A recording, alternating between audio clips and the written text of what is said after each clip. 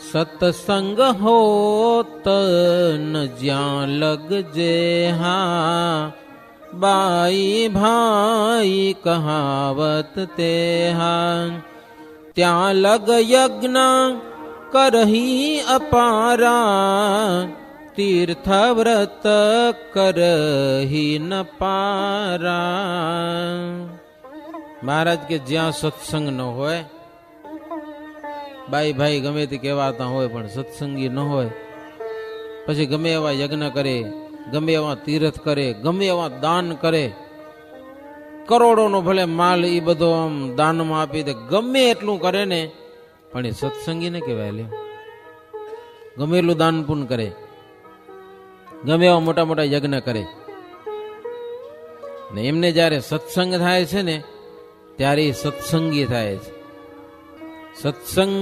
સત્સંગી થયા વિના એને સત્સંગીનું પદ મળતું નથી, ગમે એટલું દાન પુણ્ય કરે તોય પણ. અને સંસારમાં સુખ મનાય છે ત્યાં સુધી એને પૂરો સત્સંગ સમજાણું નથી. મહારાજ કે સાધુ હોય તો ભલે ને ગ્રસ્ત હોય તો ભલે, સત્સંગમાં આ શું સંસારના સુખમાં જ્યાં સુધી મન તણાય છે ત્યાં સુધી સત્સંગને પૂરો સમજ્યો નથી, કાચો છે. સમજણમાં બહુ ભેદ છે. પછી જે બધા દેશમાંથી હરિભક્તો આવ્યા હતા, દેશથી તથા કાઠી રાજાઓ કેટલાક હરિભગત થયા હતા નવા. શ્રીજી મહારાજને એને બધાએ કીધું કે હવે તમે એક યજ્ઞ કરો. કયો તમે 2 યજ્ઞ કર્યા, એક ડભાણમાં કર્યો, ડભાણમાં, અને એક જેતલપુરમાં કર્યો. એમાં અમે રહી ગયા હો. કેટલાક સત્સંગી નહોતા થયા અને કેટલાક આળસે યજ્ઞમાં ગયા નહીં. અમે તો બધા દર્શન વગરના રહી ગયા. મહારાજને કે એક યજ્ઞ તમે એવો કરો અમને યજ્ઞના દર્શન થઈ જાય. હો, એક યજ્ઞ કરો, અર્થાત અમને એક યજ્ઞના દર્શન કરાવો. શ્રીજી મહારાજ કે વેદમાં બહુ પ્રકારના યજ્ઞ કયા છે. યજ્ઞ છે તીર્થ, વ્રત, દાન, પુણ્ય, વેદ, સ્મૃતિ, વર્ણાશ્રમ, પુરાણ, અવતાર, મૂર્તિઓનું પ્રતિપાદન, બધું યજ્ઞ છે. અને એ બધું ભારત દેશમાં છે, ભરતખંડમાં. ભરતખંડના મનુષ્યના પણ 2 વિભાગ થઈ ગયા છે પાછા. મહારાજ કે હો, એક દૈવી અને બીજા આસુરી. એક યજ્ઞ યાગાદિક માને ને એક બીજા વિરોધ કરે પાછા. માય પડ્યા પાછા વિરોધ કરે કેટલાક. 2 ભાગ છે. બ્રહ્માએ પહેલા સૃષ્ટિ કરીને પહેલા અસુરોને સર્જ્યા, દૈત્યો સર્જાણા બધા. અધર્મ સર્ગને ગ્રહણ કરી લીધો એણે, અને અધર્મમાં યજ્ઞ કરવા લાગ્યા. અને હજી સુધી એવો કરે છે એવા યજ્ઞો જગતમાં. કેટલાક દેવીના ઉપાસકોએ દેવીના નામે ભાગવત બનાવી નાખ્યું. મહારાજ કે હો, વ્યાસના નામે, જાણે વ્યાસજી કર્યું હોય. વ્યાસજીના નામે દેવી ભાગવત બનાવ્યું. અને સાચા માર્ગની જેને ગમ નથી તેને અવડે માર્ગે ચઢાવી દીધા. હો, દેવીને સર્વસ્વ બનાવી દીધી.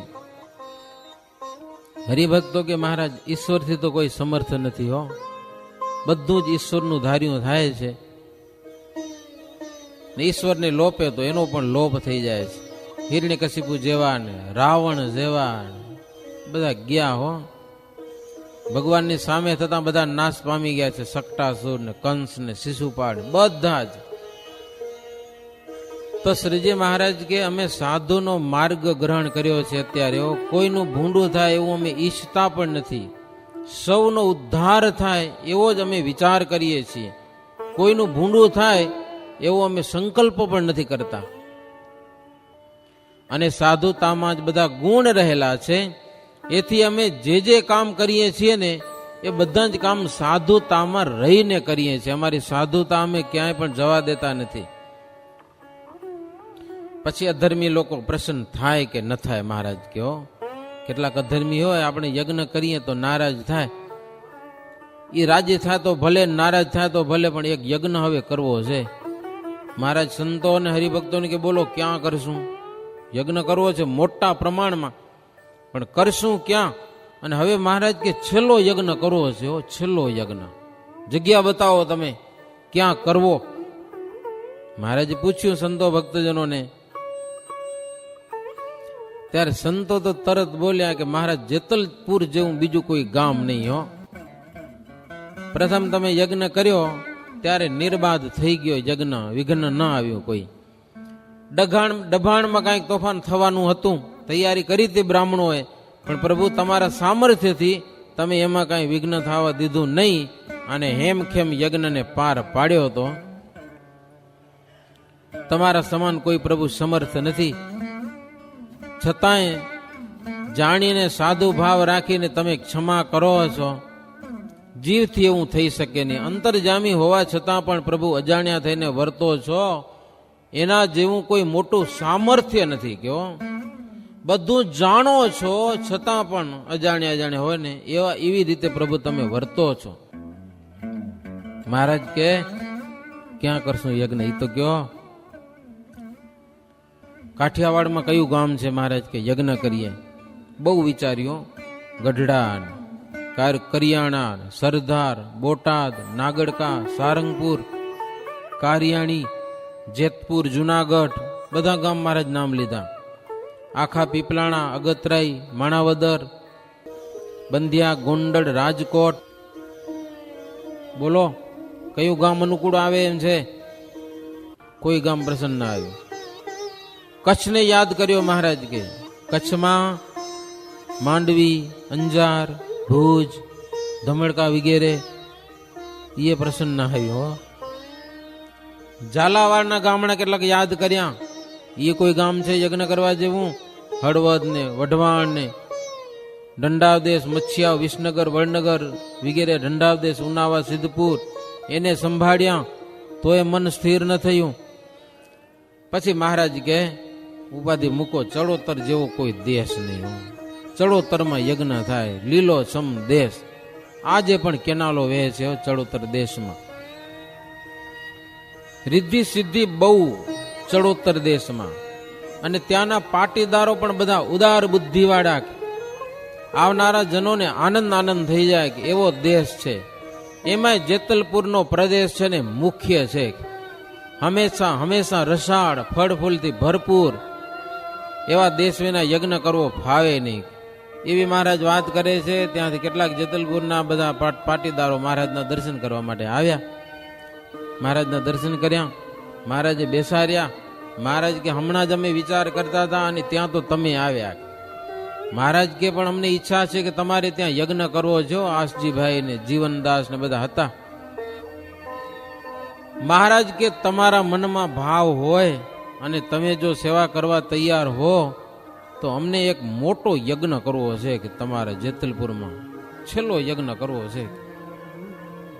કારણ કે ત્યાં કોટ હારો છે, સામાન બધો કોટમાં સંચવાઈ જાય અને મહોલ છે ઉતારા માટે, બગીચો સારો છે સંતોને ઉતરવા માટે, સુવિધા સારામાં સારી છે, તળાવ સરોવર ભર્યું હોય. બોલો તમે ગામના પાટીદારો કે મહારાજ અમે બહુ ખુશ છીએ યજ્ઞ કરતા હો તો તન મન ધન તમને આપી દઈએ. કયો એવી તૈયારી હો. પેલી જમીન જેતલપુરના પાટીદારો મહારાજને આપી હતી હો. પશ્ચિમ દિશામાં વાડી છે આજે પણ, એ મહારાજને ભેટ કરી હતી. મહારાજ કે અમને પહેલા વહેલા તમે જમીનદાર બનાવ્યા. કે લ્યો મહારાજના નામની કોઈ મિલકત નથી પણ ઈ વાડી મહારાજના નામની પહેલી વેલી કરી. જેતલપુરના પાટીદારો મહારાજ કે હારું હાજા માજા સંતો અહીંયા રહેશે, ભણનારા સંતો અહીંયા રહેશે અને વાડી કરનારા કોઈ હરિભગતને મહારાજ કે રાખો, સાધુમાં ભાવના વાળા હોય એવા. એવી એક મહારાજને વાડી મળી હતી તૈયાર જેતલપુરમાં. એ આજે પણ ફૂલવાડી છે જ્યાં બોરસડી પ્રસાદીની છે એ જગ્યા. મહારાજ કે સંતો ને હરિભક્તો બધા મહા મહિનામાં આવશે, અમે થોડાક વહેલા આવશું. આનંદ મુનિ છે સુરત છે એને પણ અમે જાણ કરીએ છીએ, એ પણ આવી જશે. તમે ગામમાં જાઓ અને યજ્ઞમાં બધા હાજર રહેજો. કે મહારાજ કે ગામની અંદર જે આપણી જમીન છે ને એમાં લોટ દળવાનો એક ઘંટ ફીટ કરજો, એમ જેતલપુરના હરિભક્તોને કીધું. નાના ભાઈ વિપ્ર છે અને જયાનંદ વર્ણી છે એને બોલાવીને આજ્ઞા કરી કે તમે આગળથી જાઓ, તમારી સાથે આનંદ મુનિ આવે છે અને ગોવિંદ સ્વામી ઈ પણ મહારાજ કે સાથે રહેશે.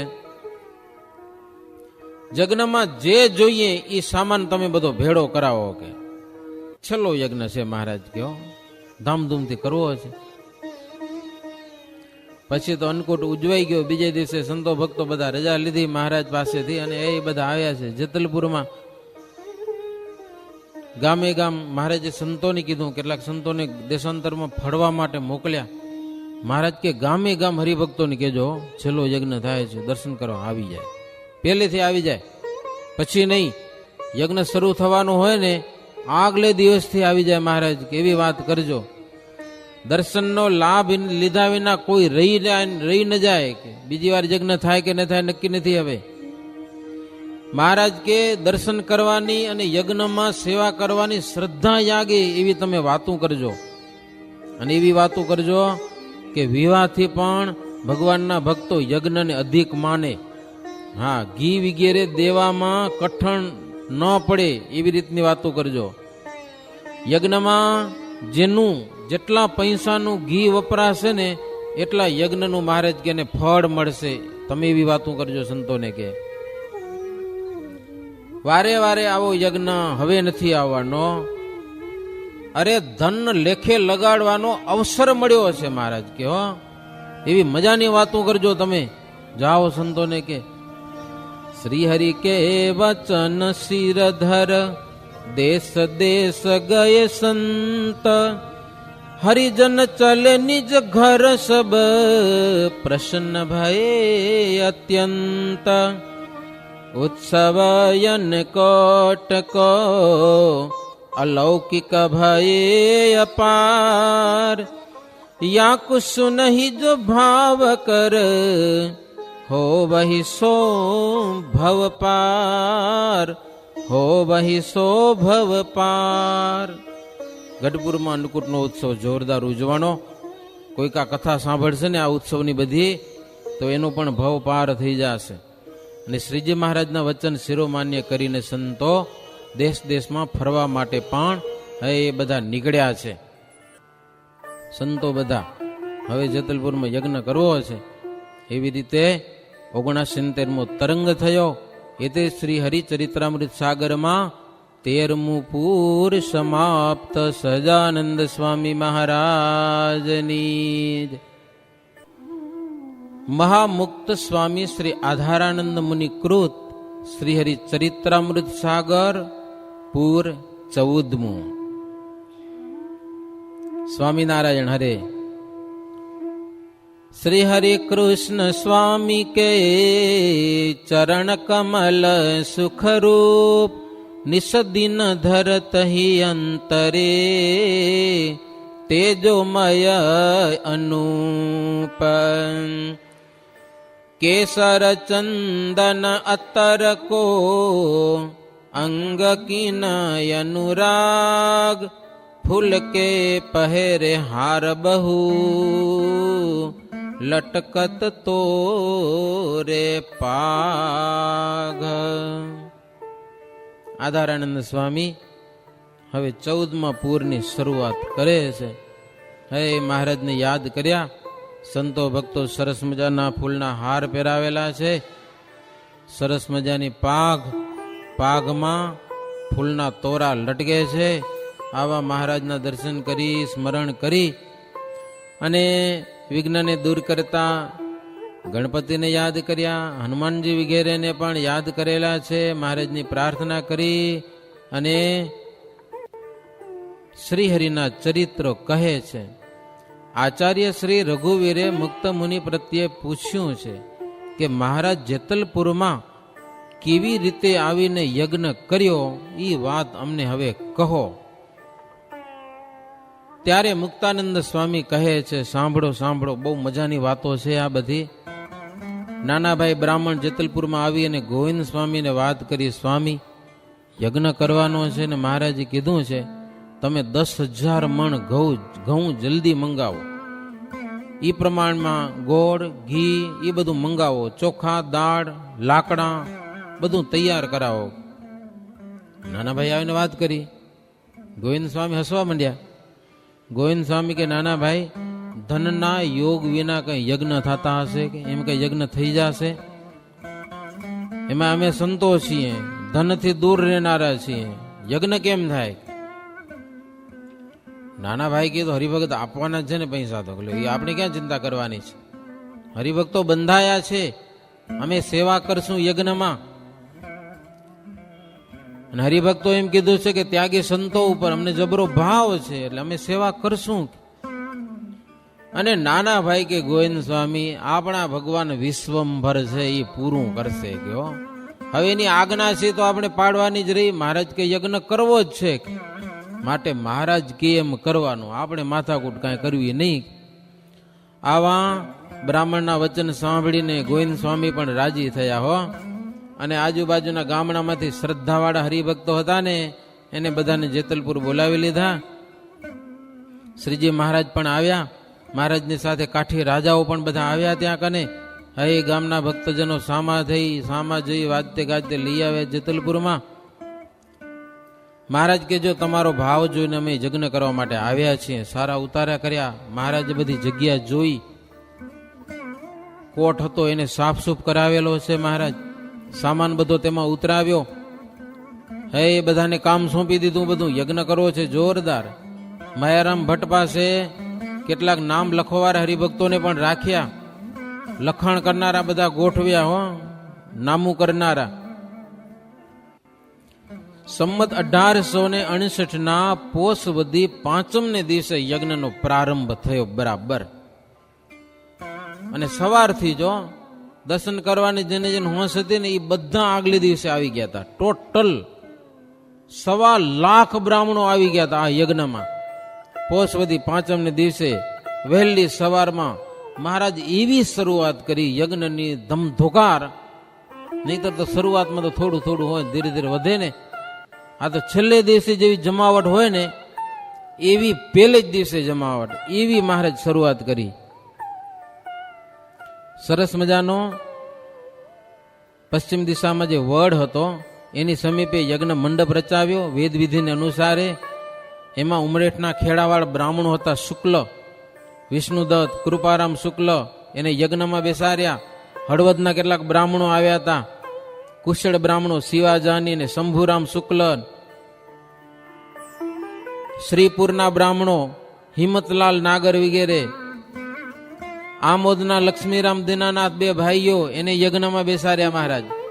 ડભાણના મયારામ કરીને હતા. વડનગર, વિસનગર, સિદ્ધપુર, વિરમગામ, એ બધા બ્રાહ્મણોને યજ્ઞમાં બેસાડ્યા મહારાજ. ભુજના પ્રાગજી પુરાણીને પણ યજ્ઞમાં બેસાડ્યા છે. વઢવાણના તુલસી દવે, બેચર દવે, એમ બધા 1.25 લાખ બ્રાહ્મણો ભેળા થઈ ગયા હો. અને સવારમાંથી શુભ શરૂઆત કરેલી છે. શ્રીજી મહારાજ બધાને જમાડતા. શ્રીહરિની આશ્ચર્યકારી વાત દરેકને પ્રત્યક્ષ જોવામાં આવતી. રાજાને પણ ધીરજ ન રહે ને, તળાવ ભરાય એટલું તો ઘી ભેળું કર્યું હતું, સરોવર ભરાય એટલું ઘી, અને બ્રાહ્મણોને ભાવથી જમાડ્યા હો. ઘી હોમવા માટે ચારે બાજુ તાંબાના પડનારા મૂક્યા હતા. બહુ બ્રહ્માદિક દેવતાઓ અને લોકપાળો પણ યજ્ઞમાં આવી ગયા કે આ છેલ્લો યજ્ઞ ભાઈ ક્યારે દર્શન થશે. એમાં બાઈ ભાઈનો તો કોઈ પાર રહ્યો નહીં. હરિભક્તો બધા મહારાજના ચરિત્રો ગાતા હોય ને આવું બધું દિવ્ય વાતાવરણ હો. પોતપોતાના અધિકાર પ્રમાણે સૌ ઉત્સાહથી સેવા કરતા હતા. સેવામાં જોડાયેલા બાઈઓ ભાઈઓને શ્રીજી મહારાજ યજ્ઞમાં જમાડતા હતા. માત્ર દર્શન કરવા આવ્યા હોય ને એ રોટલા ઘડીને જમી લે, પણ સેવા કરતા હોય ને એને મહારાજ જમાડતા. સૌને પરસ્પર પ્રેમ વધે તેવી શ્રીહરિ નિત્ય વાતો પણ કરતા. યજ્ઞમાં જે લોકો આવ્યા તેનો મોક્ષ કરેલો છે મહારાજે. ખાલી લાડવા જમાડવા માટેનો યજ્ઞ નતો, પણ જે આવે એનું કલ્યાણ કરવું, એવી શ્રીજી મહારાજની એક પ્રતિજ્ઞા હતી. મોટા મોટા રાજાઓને પણ મહારાજે યજ્ઞમાં બોલાવ્યા છે. અને એવો જોરદાર યજ્ઞની શરૂઆત થઈ. શરૂઆત પહેલા તો દેશાવડમાં એની વાહ કીર્તિ ગવાણી છે આ યજ્ઞની. પછી તો દ્વેષી લોકોને ખબર પડી કે આ તો કરે છે યજ્ઞ હો. પછી તો રાજાને ઉલટું સમજાવ્યું છે. યજ્ઞમાં રક્ષા કરવી જોઈએ, એના બદલામાં દ્રોહ કરવાનું ધાર્યું છે. શ્રીહરિએ ક્ષમા કરી, પણ માથાકૂટ ન કરી. કેટલાક આવીને ઉપાધિ કરી, પણ મહારાજ યજ્ઞ એમને ચાલુ રાખ્યો. નજીકનો રાજા હતો અમદાવાદનો પેશવા, એમાં આસુરી પ્રવેશ થયો. એણે તૈયારી કરી કે સ્વામિનારાયણ આપણે પૂછ્યા વિના યજ્ઞ કરે છે, માટે સ્વામિનારાયણને પકડો. એણે બધી આ બાજુ તૈયારી કરી. એણે તૈયારી કરીને મહારાજ યજ્ઞ પૂરો કરી દીધો. યજ્ઞની સમાપ્તિ કરી નાખી મહારાજો. બ્રાહ્મણોને જમાડી દીધા. દક્ષિણાઓ બ્રાહ્મણોને દાન દક્ષિણાઓ પણ ખૂબ આપી દીધી. બ્રાહ્મણો રાજી થઈ ગયા. જમવા એવું મળ્યું ને દક્ષિણાઓ પણ એવી મળી. એ વળી પ્રશંસા કરતા ગયા બ્રાહ્મણો. યજ્ઞના વખાણ કરતા. યજ્ઞનો આરંભ દેખીને અદેવોને રોષ ચઢ્યો છે. જેમ ને તેમ બોલવા લાગ્યા. પછી તો દેશના પુરપતિને કીધું કે હવે આનો યજ્ઞ ભંગ કરો સ્વામિનારાયણનો. એ બધા આવીને કહેવા લાગ્યા, પેલા સ્વામિનારાયણ યજ્ઞ કર્યો ત્યારે તમારો બાપ મુઓ, અને હવે આ યજ્ઞ કરે છે એમ તમારો વારો છે કે લ્યો. હા, દેવીને પૂજ્યા વિના યજ્ઞ કરે છે, ઘેટા બકરાને માર્યા વિના યજ્ઞ કરે છે. રાજાને કે તમારો વારો છે. દારૂ, માંસ, ચોરી અને જારી કળિયુગમાં એ નિષેધ કરે છે અને ધર્મનું સ્થાપન કરે છે. એના જેવું મોટું કોઈ પાપ નથી. આવા શક્તિપંથીઓ રાજાને ઊંધો ભરાવેલો છે. અને રાજા વાજાને વાંદરા વગર વિચારે સ્વીકારી લ્યો. યજ્ઞ કરવાથી શું એનું મરણ થતું હતું? એનો બાપ મરી ગયો તો યજ્ઞ કરવાથી મરી ગયો તો? આયુષ પૂરું થાય તો મરવાના જ હોય.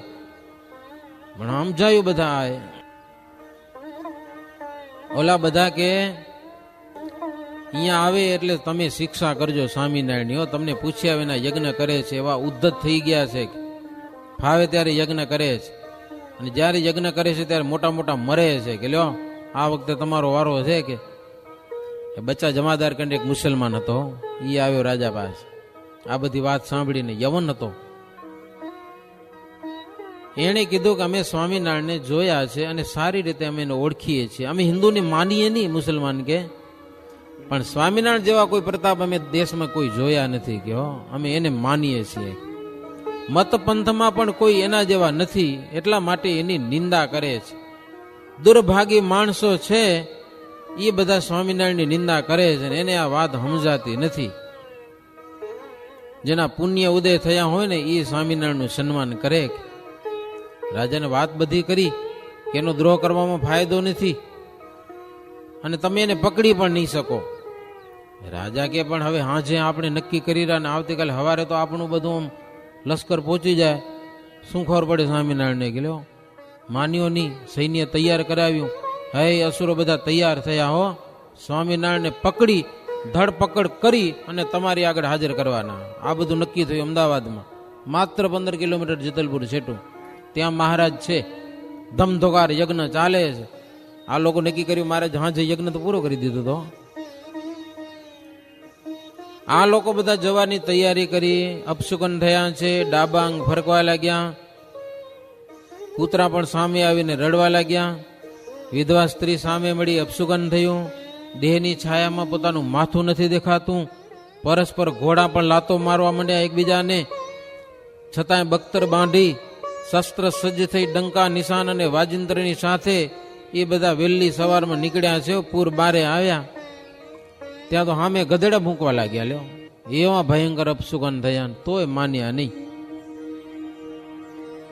ઘોડા કૂદ્યા, ડંકા નિશાન પડી ગયા, ધજાઓ પડી, ગબડી પડી, બધાની હો એકી હારે. તોય ચાલ્યા હો સ્વામિનારાયણને પકડવા જ. શ્રીજી મહારાજ તો પાંચમની રાતે જ પોતાની ઈચ્છાથી પાછલે પોરે તો નીકળી ગયા હો. 200 જણાને સાથે લઈને નીકળ્યા. ત્યારે ગામના પાટીદારોને બોલાવ્યા.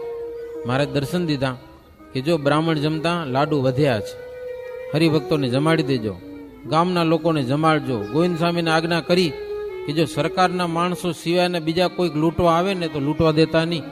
સરબંધી માણસો રાખી દીધા. પણ મહારાજ કે સરકારના માણસો કાંઈ આવે લૂંટવા તો લૂંટવા દેજો, ના ન પાડજો એને. હો આવીને ગાડું બોલે તો તમે સહન કરજો, કાંઈ માથા કોઈ એની સામે કાંઈ બોલજો જ નહીં. સરકારી માણસો જેમ કરવું કરે. કે લ્યો છૂટી દીધી મહારાજ. ગમે એટલી ગાડું બોલે સહન કરે, એમાં તમારી જીત છે, માનજો. સામાન લૂંટે તો લૂંટવા દેજો, કડવા વચન કાંઈ બોલજો નહીં. અને મહારાજ કે જો સહન ન કરી શકો એ હાલો અમારા ભેડા. કે લ્યો સંતોને હરિભક્તોને બધાને કે સરકારી માણસોને સામે થાવું હોય તો હાલો અમારી ભેડા, અમારું વચન મનાય એ રહ્યો. ફૂલવાડીમાં સંતો હતા, એને મહારાજ દર્શન દેવાથી ગયા છે. દર્શન દઈને મહારાજ ચાલ્યા પછી સંતોને કહ્યું કે જો તમારે તો કોઈનો ડર નથી તમે તો નિડર છો, નિર્ભય વસ્તુ તમારી પાસે છે, તમારા સ્વરૂપને તો કોઈ ઉપમા ઘટે નહીં એવા તમે સંતો છો, એટલે તમે કાંઈ ભય ન રાખજો, કાંઈ નહીં થાય. મહારાજ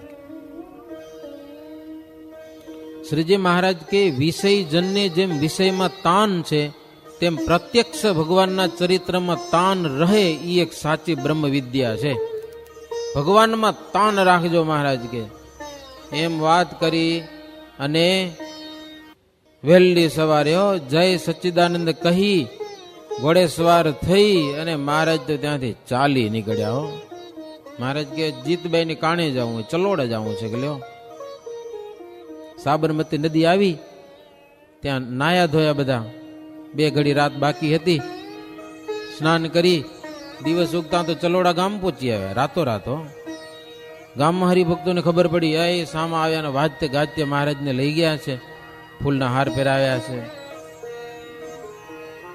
મેળા છજા અને કઠોડા વાળું ઘર હતું ને એમાં શ્રીજી મહારાજને ઉતારો આપ્યો છે. ઉતર્યા સવારનો સમય હતો, નાસ્તા પાણી માટે કંઈક જોઈએ ને, એટલે હરિભક્તો સરસ મજાના કેળા લઈ આવ્યા અને ધોળી શેરડી લઈ આવ્યા. તેથી ધોળી શેરડીનો મહિમા હતો, હવે ગયો, હવે કાળી શેરડી આવી છે, સમજ્યા કે નહીં? કાળી શેરડી આ ખટારો ભરીને આવે ને ગામમાં તરત ખાલી થઈ જાય. આવશે થોડાક દિવસમાં છેટ મહારાષ્ટ્રમાંથી આવે કાળી શેરડી. તેથી ધોળી શેરડી હતી. કાઠી ને પાર્ષદો ને મહારાજ કેળા ને શેરડી બધાને આપીશ, જમ્યા બધા.